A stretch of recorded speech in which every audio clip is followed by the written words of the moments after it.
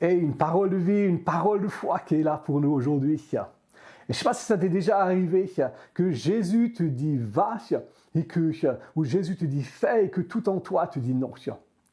Et ça vient des fois contrecarrer un petit peu la vision qu'on peut avoir de Jésus, où on a cette impression que parce que Dieu nous aime, il va nous demander des choses qui sont bonnes, il va nous demander des choses qu'on veut faire, que ça va aller dans notre sens.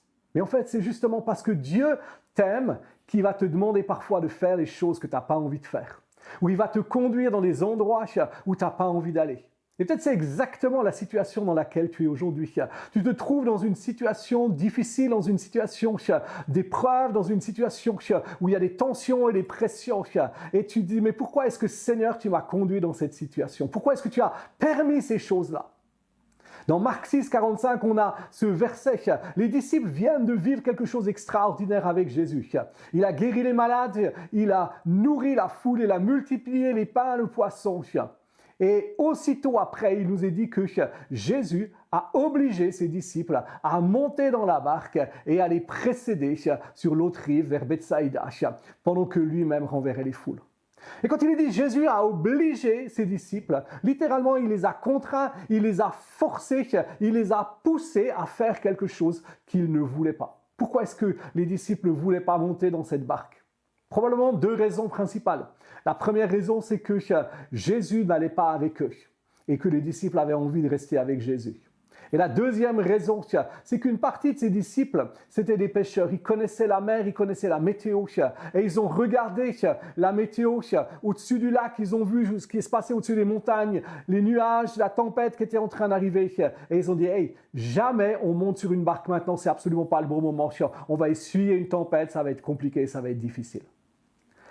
Mais Jésus avait un plan. De la même manière que quand Jésus te demande de faire quelque chose, il a un plan, il a un objectif pour ta vie. Il désire te conduire dans des choses nouvelles. Et souviens-toi, quel que soit ce que tu vis, quel que soit ce que tu traverses, Jésus est toujours le même. Il t'aime, il est tout-puissant, il règne et il a la victoire. Donc, qu'est-ce qui s'est produit?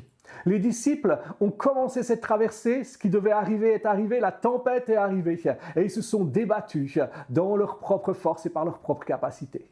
Ils ont oublié deux choses. La première chose, c'est que Jésus leur avait donné un ordre, c'est d'aller de l'autre côté. Et la deuxième chose, c'est qu'on le voit au début du chapitre 6 de l'évangile de Marc, c'est que Jésus leur avait donné la puissance, la dernière fois qu'il les a envoyés, pour guérir les malades. Et cette même puissance, c'est cette puissance que Jésus avait utilisée la dernière fois qu'il était avec eux dans le bateau pour calmer la tempête. Jésus s'attendait à ce que les disciples puissent utiliser sa puissance pour calmer la tempête et traverser la mer. De la même manière que Jésus t'a déjà donné tout ce qui est nécessaire. Il t'a déjà montré l'exemple. Dans ton passé, il y a des choses que Jésus a faites et qu'il désire que tu puisses faire maintenant toi-même avec lui pour sortir de la situation dans laquelle tu es, pour marcher dans sa victoire. Et si tu ne le fais pas, comme les disciples l'ont pas fait, Jésus n'est pas pris au dépourvu. Si tu lis la suite du texte, tu vas voir que Jésus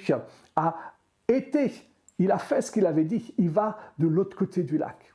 Et il est en train de les dépasser. Et ça nous montre qu'il s'attendait à ce que les disciples se débrouillent sans lui, avec la puissance qu'il leur avait donnée. Et les disciples vont crier, on le voit dans l'évangile de Matthieu, ils vont crier à Jésus, Pierre va dire, si c'est toi, ordonne-moi de marcher sur l'eau et de venir vers toi. Et c'est ce qu'il a vécu. Donc Jésus n'est pas pris au dépourvu. Si tu n'utilises pas, si tu ne vis pas ce qu'il a prévu pour toi, il y a quelque chose d'autre qui va faire avec toi. Il va te donner de marcher sur l'eau, il va te conduire dans quelque chose de nouveau. Parce que le plan et le projet de Dieu, c'est de faire des choses nouvelles dans nos vies.